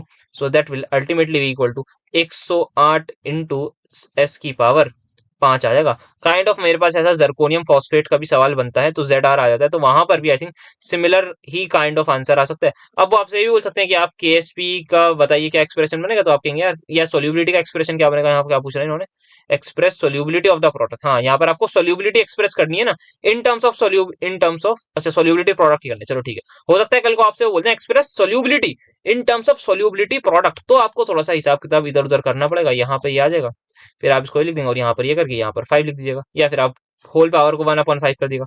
So that's how you can do this question. I hope so यहाँ पर क्लैरिटी होगी, कोई डाउट नहीं होगा। देन यहाँ अगर मैं बात करूँ, तो अगेन यहाँ पर लेड फॉस्फेट है, यहाँ पर आपको इस बार सोल्यूबिलिटी दे दी, ठीक है। अच्छा, सोल्यूबिलिटी प्रोडक्ट दे दिया, आपसे सोल्यूबिलिटी पूछ रहे हैं ग्राम पर ml। इसका डिस्कशन कहीं ना कहीं कराया था, if I am not wrong, वरना नहीं कराया तो मैं बता देता हूँ। यहाँ सबसे पहले अगर मैं इसका एक्सप्रेशन लिखूँ, तो क्या ये एग्जैक्टली आयरन वाला जैसा नहीं लग रहा? हाँ सर, आयरन 2+ और फॉस्फेट वही है। तो डायरेक्टली मैं लिख देता हूँ 108 इंटू s की पावर 5 बराबर आ जाएगा मेरे पास इस पर्टिकुलर चीज के, ठीक है।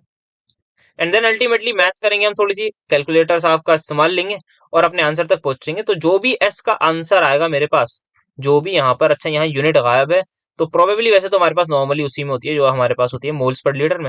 तो जो s की वैल्यू आएगी वो कुछ आएगी, और साथ में मेरे पास मोल्स पर लीटर आएगी, ठीक है। Now I need to convert this into gram per litre. अब मैं यहाँ पर कैसे करूंगा, ध्यान से यहाँ पर समझते हैं इस बात को। तो नंबर ऑफ मोल्स की अगर मैं बात करूं, सो मैं लॉजिक सिखा रहा हूँ किस तरीके से सोचना है। Number of moles is my equal to given weight divided by molecular weight. क्या ये बात सभी लोग अग्री करते हैं? तो यहाँ पर मेरे पास क्या आएगा, नीचे यहाँ पर आएगा मेरे पास गिवन वेट, दैट जो वो किस में होता है, ग्राम में, डिवाइडेड बाय मॉलिक्यूलर वेट। अब मॉलिक्यूलर वेट किस में होता है, ग्राम पर मोल में। या ये बात सबको समझ में आ रही है ना, ये given weight divide by molecular wait. तो अगर मुझे सोल्यूबिलिटी को कन्वर्ट करना है ग्राम पर लीटर में, तो मुझे इस मॉलिक्यूलर वेट की यूनिट को हटाना पड़ेगा। That means I have to multiply this particular thing with the molecular weight of this thing. तो मेरे हिसाब से मैं मल्टीप्लाई ही करूंगा तो मेरा आंसर आ जाएगा ग्राम पर लीटर में। आई होप ये चीज आपको समझ में आई होगी। और जब हमने सवाल करे थे पिछली वीडियो में तो वहां पर हमारे पास इनिशियली ग्राम पर लीटर में दिया हुआ था हिसाब किताब, फिर हम आगे गए थे फर्दर, तो वहां if I am not wrong मैंने डिवाइड करा होगा मॉलिक्यूलर वेट से। यही होता है, उल्टा होता है। तो इस चीज को आप याद भी रख सकते हैं अगर थोड़ा बहुत समझ में ना आए, कुछ लग रहा हो कि ये क्या होता है। Then further we have is derive करना है एक्सप्रेशन। तो बहुत बार डेरिवेशन करवाई है, बहुत बार हमने देख लिया, बहुत बार आप लोग लेक्चर वगैरह दिखा रहे हैं। तो वीक एसिड वीक बेस उसके आपको हाइड्रोलिसिस करवाएंगे। स्ट्रॉन्ग एक चीज लेने उसकी करवा सकते हैं, कोई सी भी एक स्ट्रॉन्ग, तो कुछ भी आपकी डेरिवेशन वाला पार्ट तो आ सकता है और आसान है, कोई ज्यादा उसमें डिफिकल्टी नहीं है। पूरे लॉजिक के साथ अच्छे से हमने वो डेरिवेशन समझ रखी है सारी। So let's have a look. यहाँ पर सबसे पहले से हमें दे रखा है ऑसवाल्ड डाइल्यूशन लॉ बताना है। तो ये बहुत सिंपल चीज है। क्या होता है, हम इस जो वही पूरा जो वीक एसिड की डेरिवेशन है ना, पूरा का पूरा वो कर दीजिएगा के ए सी अल्फा स्क्वायर, इन सभी के बारे में होता है हमारा। और फिर फर्दर आप लिख दीजिएगा कि आप जैसे जैसे और फर्दर डाइल्यूशन करेंगे ऑफ द वीक एसिड तो आपको फर्दर वो डिसोशिएट होता हुआ नजर आएगा। ये कुछ चीजें हैं जो हम ये ऑसवाल्ड डाइल्यूशन लॉ क्लास 11 में भी होता है, तो इसका डिस्कशन ना ही करें तो बेहतर है, बहुत ज्यादा बेसिक हो जाएगा। नेक्स्ट वी हैव यहाँ पर सोल्यूशन हमें इसका दे रखा है, ये एक्ट करता है एज अ बफर, बट ये नहीं करता। तो सबसे पहले आप बताइएगा बफर की डेफिनेशन क्या होती है कि यार या आप तो आपको कोई वीक एसिड की सॉल्ट या वो चाहिए होता है, और क्या करता है बफर, हमारे पास रेजिस्ट करता है in any change in the pH. तो यहाँ पर ऐसा क्यों हो रहा होता है, फिर आप यहाँ पर जो है फर्दर समझाइएगा चीजों को क्या होता है एग्जैक्टली यहाँ पर क्यों ऐसा चल रहा होता है। तो आप बताइएगा कि किस तरीके से CH3COH से जब हमारा रिएक्शन होती है विद NaOH की तो हमारी ये सॉल्ट बनती है। तो यहाँ पर इस तरीके से आपको एक्सप्लेन करना है।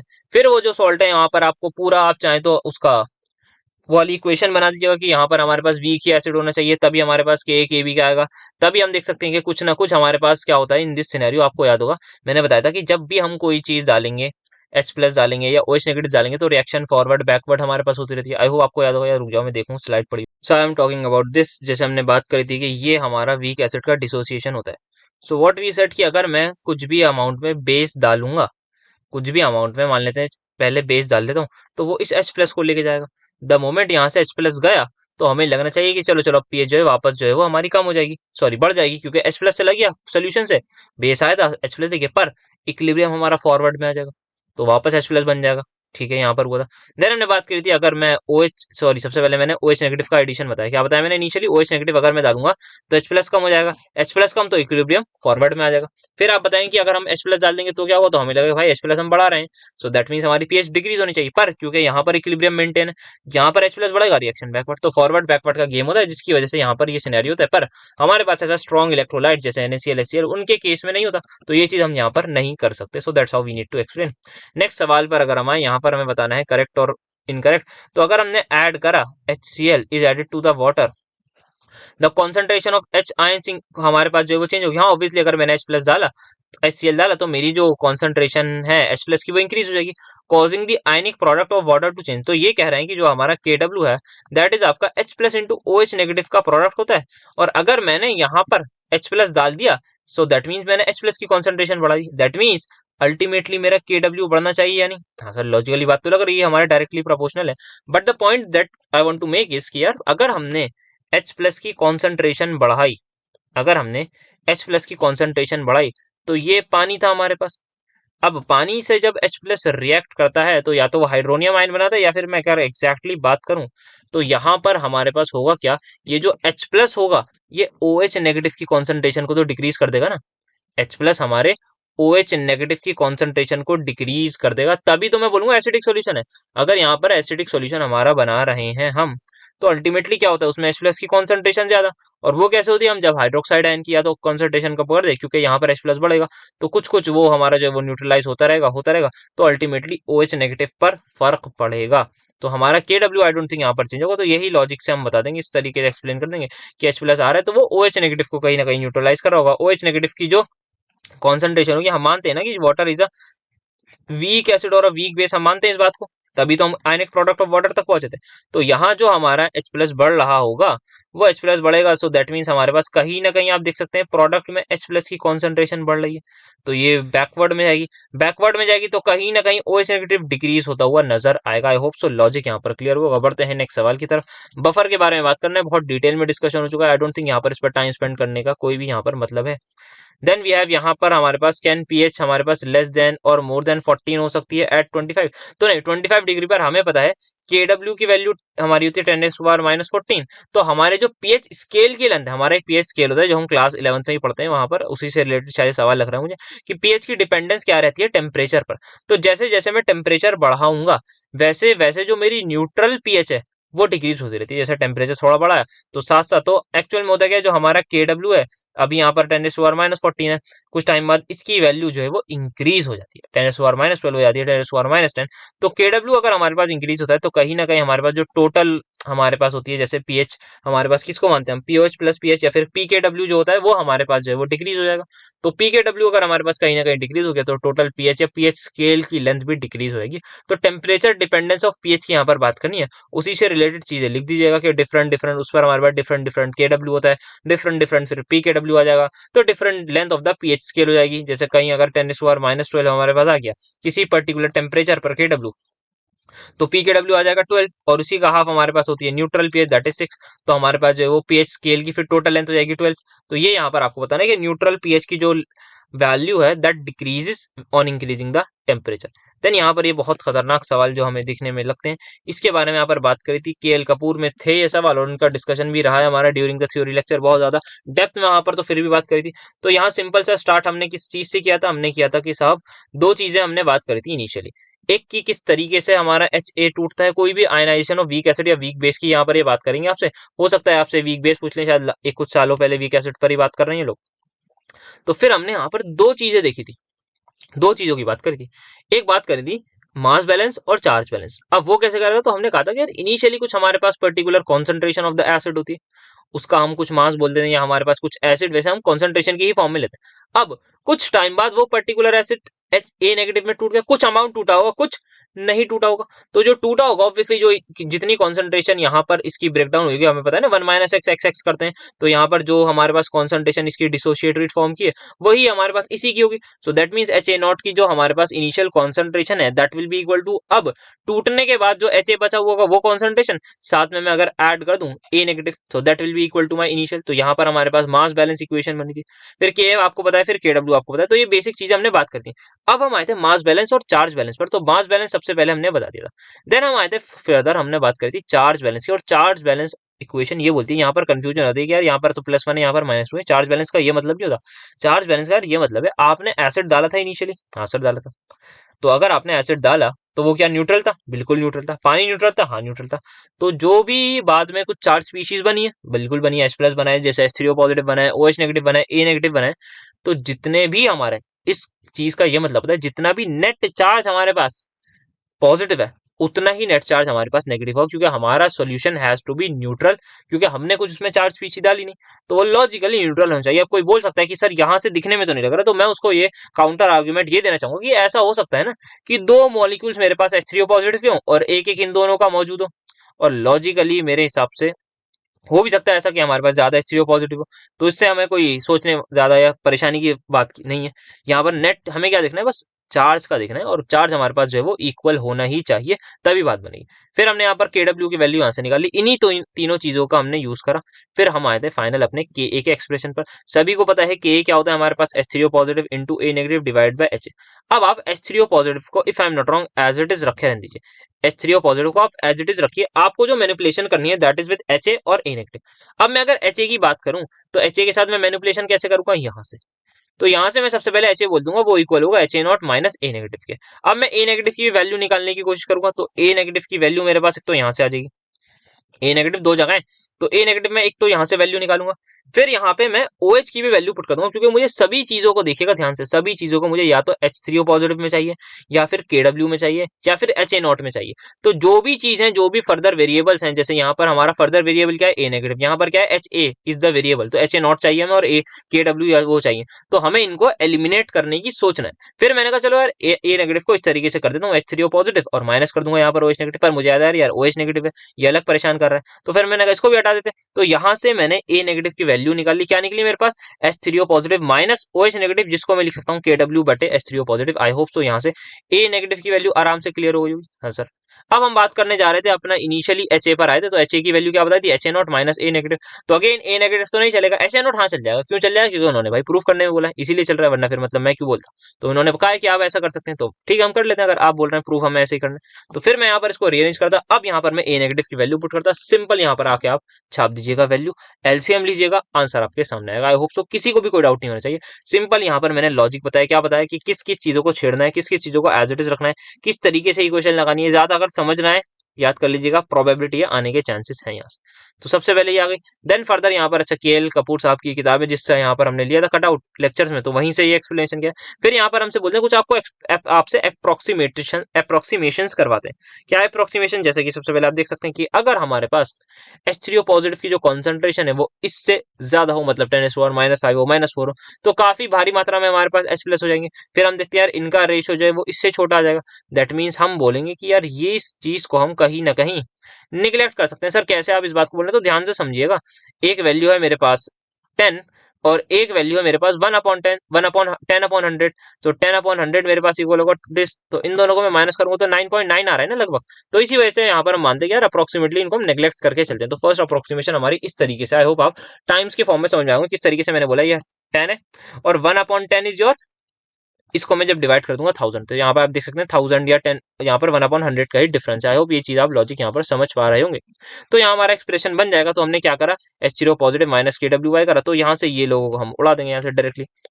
जो इनिशियल हमारा एक्सप्रेशन बना था, यहाँ से बना था, इन सब को हटा देंगे, इन सब को हटा देंगे, तो अल्टीमेटली हमारा जो एक्सप्रेशन बनेगा बचा हुआ वो आप सभी के सामने होगा, दैट इज H3O पॉजिटिव का स्क्वायर, और ये आ जाएगा आपका। देन अगेन एक और फर्दर एक्सप्रेशन की बात करूं तो उसके लिए मुझे यहाँ पर इसको लिखना पड़ेगा in the form of KW upon OH negative. Similarly इसको मैं एज इट इज लिख दूंगा, एच ए नॉट को यहाँ पर मैं लिखूंगा KW upon OH negative. Now second approximation is, यहाँ पर मैंने एसिड की फॉर्म में नहीं लिया, पर बेस वाली ली थी कि अगर हमारा जो बेस हो या अगर मैं बोलूं एसिड हो दैट इज वेरी वीक, तो मेरे अगर Ka की वैल्यू यहाँ पर काफी कम होगी तो क्या होगा, यहाँ पर देखते हैं। तो जैसे ही मेरे Ka की वैल्यू काफी कम होगी तो यहाँ पर हमारा सिनेरियो आ जाएगा कि इनिशियल कॉन्सेंट्रेशन जो भी हमारे एसिड की होगी, यहाँ पर मैं बेस लिख रहा हूँ, जो भी हमारे एसिड की होगी वो ज्यादा होगी। क्यों ज्यादा होगी, क्योंकि मैं बोल रहा हूँ Ka की वैल्यू का मतलब डिसोशिएट ही नहीं हो रहा, मतलब डिसोशिएट नहीं हो रहा मतलब बहुत कम डिसोशिएट होगा। तो यहाँ से अगर बहुत कम डिसोशिएट होगा तो जो भी इनिशियल अमाउंट होगी वही लगभग लगभग हमारी रहेगी फाइनली।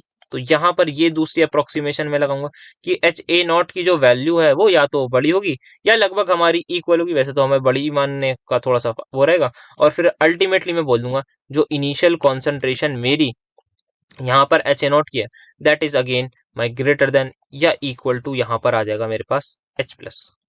क्या ये बात सबको समझ में आई? तो यहाँ पर सिंपल सा मैं बोल सकता हूँ, यहाँ पर एक चीज यहाँ पर बहुत आराम से बोली जा सकती है कि हम इन चीजों को अब कर देंगे यहाँ पर निगलेक्ट। तो यहाँ जो मैंने OH नेगेटिव या यहाँ पर मैं बात करूँ ये जो H3O पॉजिटिव था ये एज इट इज रहेगा, यहाँ पर मैं इसको निगलेक्ट कर दूंगा इन कंपैरिजन टू HA0। मतलब ये है कि जो H+ टूट रहा है वो बहुत कम टूट रहा है, और अगर ऐसा है तो ये जो इनिशियल अमाउंट होगा वो काफी ज्यादा होगा, और हमारा फाइनल एक्सप्रेशन ये निकल के आ जाएगा दैट इज H3O पॉजिटिव का स्क्वायर इनटू दिस। और फिर हमारे पास आई थिंक यही हमें प्रूव भी करना था, let me just have a look. तो यस यही पर हमें यहाँ पर प्रूव करना था। तो दो अप्रोक्सीमेशन, पहले मैं बात करूँ तो यहाँ पर पहले हमने किस तरीके से लगवाया, हमने देखा कि अगर हमारा जो H3O पॉजिटिव की कॉन्सेंट्रेशन है that is either greater than और इक्वल टू 10⁻⁻6, फिर हमने वहां पर KW को डिवाइड करा। यहाँ पर हमने क्या कहा, यहाँ पर हमने कहा कि HA की वैल्यू K की वैल्यू काफी कम, अगर K काफी कम तो ये वैल्यू काफी ज्यादा, और ऑब्वियसली H+ काफी कम होंगे, तो फिर हमने यहाँ से इसको उड़ा दिया। So that's how we need to do. I hope so यहाँ पर लॉजिक और चीजें क्या क्या करा है, किस तरीके से करा है समझ में आया होगा। इंपॉर्टेंट है, शायद पिछले साल ये वाला एक्सप्रेशन नहीं आया था हमारे एग्जाम में, कुछ और आया था, तो आपके एग्जाम में ये आने के बहुत हाईली चांसेस है, तो उसको ध्यान से देख के जाइए। तो यहाँ पर इस particular kind of last variety को यहाँ पर देख लेते हैं। दैट इज जैसे फॉर एग्जाम्पल यहाँ में प्योर वाटर के बारे में दे रखा है कि 40 डिग्री सेल्सियस पर KW की वैल्यू हमें गिवन है, तो हमें pH की वैल्यू निकालनी है। So we all know one thing कि H positive into OH negative हमारे पास बराबर होते हैं KW के, and in pure water I can write it like this, और जिसको मैं इक्वल कर दूंगा अपने KW के, that will be 3.8 into 10⁻⁻14 molar per cube. ठीक है, तो यहाँ से H+ आ जाएंगे, कैलकुलेटर से pH आ जाएगी, खत्म। नेक्स्ट की बात यहाँ पर अगर करें तो pH ऑफ वाटर हमें बता रहे हैं, ये आप कह रहे हैं हमसे कि यार बताओ 7 नहीं होती एट 60 डिग्री सेल्सियस, क्या ये न्यूट्रल रहेगा at this particular temperature? So the answer is straight yes. अब मैं इसको थोड़ा सा और बेटर एक्सप्लेनेशन अगर बताऊं तो मैं यहाँ पर इक्विलिब्रियम कांस्टेंट हमारे पास होता है कहीं ना कहीं KW, तो यहाँ पर जो इक्विलिब्रियम कांस्टेंट है उनकी वैल्यूज डिपेंड करती है हमारे पास टेम्परेचर पर, और स्पेसिफिकली जो KW है that is my directly proportional to the temperature. Kind of आप ये बोल सकते हैं कि वाटर का जो आयनाइजेशन होता है वो एंडोथर्मिक होता है। मतलब एंडोथर्मिक में जब हम बात करें, एंडोथर्मिक में हमने रिएक्शन में बात करी थी ना ली चार्टियल प्रिंसिपल में, अगर मैं टेम्परेचर इंक्रीज कर दूं तो क्या होगा सर, अगर आप टेम्परेचर इंक्रीज कर देंगे तो आपकी रिएक्शन फॉरवर्ड में आएगी, मतलब रेट फास्ट तो इक्विलिब्रियम कांस्टेंट फास्ट, कहीं ना कहीं प्रोडक्ट ज्यादा बनेगा। सो दैट्स हाउ इट हैपेंस। तो यहाँ पर आप बताएंगे कि KW जो है हमारे पास वो डायरेक्टली प्रोपोर्शनल होगा किसके, टेम्परेचर के, जिसकी वजह से हमारा KW इंक्रीज होता है, बट H+ और OH नेगेटिव हमारे बराबर ही रहते हैं। तो यहाँ पर क्या होगा, इनिशियली हमने बात करी थी कि water is a very weak acid, और बेस हम बोल देते हैं उसको, H+ और OH नेगेटिव में टूटता रहता है। तो अगर टेम्परेचर बढ़ेगा तो थोड़े ज्यादा H2O के मॉलिक्यूल्स ब्रेक डाउन होने लगेंगे, जिससे क्या होगा, जिससे H+ और OH नेगेटिव बराबर ही रहेंगे। आप कुछ भी कर लीजिए, H+ और OH नेगेटिव तो आपके इक्वल ही रहने वाले। ये बात समझ में आ गई। तो इसी चीज को आपको थोड़ा सा लिख दिएगा, शायद मैंने लास्ट टाइम कुछ पीएच स्केल वगैरह की बात करती, वो थोड़ी क्लास 11 से रिलेटेड मैंने सोच लिया था। पर यहाँ पर एक और एक्सप्लेनेशन जो मुझे भी मैंने कहा ये वाली थोड़ी ज्यादा बेटर लग रही है और ज्यादा मोर अप्रोप्रिएट भी रहेगी, तो इसको आप जरूर कंसिडर करिएगा। So I think this is again या काइंड ऑफ हमारा लास्ट क्वेश्चन, या एक इंडिकेटर से रिलेटेड कुछ चीज देखनी है, उसको देख के एंड करते हैं। तो अब यहाँ पे एसिड बेस इंडिकेटर थ्योरी पर सवाल आया हुआ है। यहाँ पर मुझे और भी क्वेश्चन है, पर मतलब मैं लाया नहीं वाले, बाकी रिलेटेड टू यही थे जो यहाँ पर मैं डिस्कस करूंगा, पूरा यहाँ पर मैं रिवाइज करा दूंगा, आपका काम हो जाएगा। तो वीक एसिड और वीक बेस होता है, सबसे पहले हमने ये बात करी थी, कोई भी इंडिकेटर जो है क्या होता है, अगर कोई वीक एसिड है वीक बेस है तो वो इस प्रकार कहीं ना कहीं ब्रेक डाउन होगा। अगर वो वीक एसिड है तो ये उसका डिसोसिएशन होगा, अगर वो वीक बेस है तो कहीं ना कहीं ये डिसोसिएशन होगा। तो क्या होगा हमारे पास यहाँ पर, आपके पास इसमें एक देख सकते हैं, एक तो आपका ये प्रॉपर इंडिकेटर है जो वीक एसिड या वीक बेस होगा। सिमिलरली आपका एक H+ निकला और यहाँ पर एक आयन निकल गया, उसका अब यहाँ पर होता क्या है, इस पर्टिकुलर आदमी का कुछ कलर होगा, सेम गोस फॉर यहाँ पर इसका कुछ पर्टिकुलर कलर होगा, और दोनों ही कलर डिफरेंट अगर होंगे तो ये एक अच्छे इंडिकेटर की तरह बिहेव करेगा, क्योंकि हमें कहीं ना कहीं कलर चेंज ऑब्जर्व करना है। Same goes for here as well, कि यहाँ पर आयन OH है उसका कुछ पर्टिकुलर कलर होगा, ये जो आयन पॉजिटिव है इस पर्टिकुलर आदमी का कलर कुछ और होना चाहिए। द रीजन इज सिंपल, क्योंकि हमें कहीं ना कहीं कलर चेंज को ऑब्जर्व करना है। तो यहाँ पर होता क्या, अगर हम बात करें H पॉजिटिव अगर मैंने बढ़ा दिया, कोई मैंने ऐसा इंडिकेटर लिया जो एसिडिक इन नेचर है, ठीक है, और अगर मैंने वहां पर आप देख लीजिए मैं उसको किसी पर्टिकुलर एसिड में डाल दूंगा, तो क्या होगा सर, अगर आपने किसी एसिडिक इंडिकेटर को एसिडिक सोल्यूशन में डाल दिया, तो मतलब आप देख सकते हैं यहाँ पर आपने H पॉजिटिव की कॉन्सेंट्रेशन बढ़ा दी, रिएक्शन कहाँ भागेगी, बैकवर्ड में, तो आपको ए कलर दिखेगा, समझ आया, बोलिए जी सुनना। वहीं पर अगर मैंने इस पर्टिकुलर आदमी को किसी बेसिक सोल्यूशन में डाल दिया, दैट इज यहाँ पर क्या होगा, ये H पॉजिटिव क्या रिएक्ट करने लगेगा OH नेगेटिव से, सर बिल्कुल। क्या यहाँ पर प्रोडक्ट की कॉन्सेंट्रेशन कम, यस सर। क्या ये रिएक्शन फॉरवर्ड भागेगी, yes sir. I hope so आपको समझ में आ गया हो गया होगा कि इन दिस पर्टिकुलर सिनेरियो हमारे पास ये डोमिनेट करेगा, same goes for here as well. So this is what happens exactly. तो यहाँ पर आप रीड कर सकते हैं, जो मैंने बोला है उसको आप अच्छे से समझा दीजिएगा। यहाँ पर फिनोफ्थलीन के बारे में बात हुई थी, जो क्या होता है, गिव्स एसिड के साथ कलरलेस, क्योंकि हमारे पास जो होता होगा जो फिनोफ्थलीन की अगर हम बात करें तो क्या क्या होता है फिनोफ्थलीन, तो if I am not wrong वो एक वीक एसिड ही होता है फिनोफ्थलीन। हाँ, तो वहां पर अगर एसिडिक में है तो वो कहीं डिसोशिएट नहीं होगा, और जहां पर मैंने उसको बेसिक सोल्यूशन में डाल दिया तो साहब वो डिसोशिएट हो जाएगा, कहीं ना कहीं ज्यादा डिसोशिएट होगा। आप देखिए समझ लीजिए आपका फिनोफ्थलीन आइसिंग इस तरीके का इंडिकेटर है। अगर आप इसको कहीं ना कहीं फिनोफ्थलीन नहीं सॉरी गलत बोल दिया मैंने, फिनोफ्थलीन जो है मेरे पास ये इस वाली फॉर्म का इंडिकेटर है।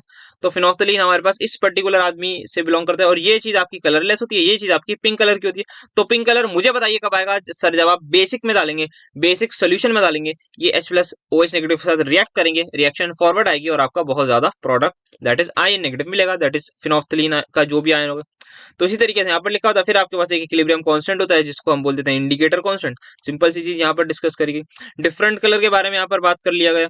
फिर हमने समझा दिया कि किस तरीके से इक्विलिब्रियम की शिफ्टिंग वगैरह क्या इफेक्ट करेगी चीजों को। आई होप सो ये समझ में आएगा। अब यहाँ पर फिर हमने बात करी थी जैसे कि एक्शन ऑफ फिनोल्फिन, आप देख सकते हैं HPH आपका, यही पर मैंने बताया था कि it is a kind of weak acid होगा, तो उसका पूरा का पूरा डिटेल में डिस्कशन हो गया। फिर यहाँ पर इसका स्ट्रक्चर होता है, वो आपको प्रैक्टिकल वगैरह में अगर कराया होगा, शायद थर्ड सेमेस्टर में कराते हैं, अभी भी कराया होगा, देख लीजिएगा मन करे तो। बाकी ऐसा उसकी रीड नहीं है, मेन चीज है आपको इंडिकेटर का कंसेप्ट पता होना चाहिए। फिर यहीं पर बात करिए अगर सोल्यूशन एसिडिक होगा तो इसी तरीके से आप इस पर डिटेल में आराम से लिख सकते हैं, इसमें कोई ज्यादा परेशानी की बात नहीं है। अब यहाँ पर आता था ये सवाल आने के चांसेस है, फिनोफ्थलीन क्यों सुटेबल इंडिकेटर नहीं है for titrating a weak base like ammonium hydroxide against a strong acid. तो इस पर्टिकुलर चीज में क्या होगा सोचिएगा ध्यान से। अगर मैं यहाँ पर किसी वीक बेस से रिएक्शन करा रहा हूं अपने स्ट्रॉन्ग एसिड की, तो होगा क्या, जो हाइड्रोक्सिल आयन है, जो भी हमारे हाइड्रोक्सिल आयन है वीक बेस से, मुझे बताइए वो ज्यादा होंगे या कम। सर ऑब्वियसली जो है हमारे वीक बेस है तो कम ही होंगे। तो अगर वो कम आ गए तो कहीं ना कहीं ये जो हमारे H प्लस है इसको बहुत कम मात्रा में वो कम आए तो कम ही रिएक्ट करेंगे। अगर ये कम रिएक्ट करेंगे तो ये कम ही हमारा इक्विलिब्रियम इस तरफ शिफ्ट होगा, और अगर कम ही हमारा इक्विलिब्रियम शिफ्ट हुआ तो हमें कम ही कलर नजर आएगा। सब कुछ कम कम चल रहा है यहाँ पर, हर चीज यहाँ पर कम ही कम चल रही है। किससे शुरुआत हुई? शुरुआत हुई कम हाइड्रोक्साइड आयन से। क्यों हुई? क्योंकि वीक बेस था तो उसको कम बेस कह दीजिए आप, ऐसे ही कहने के लिए।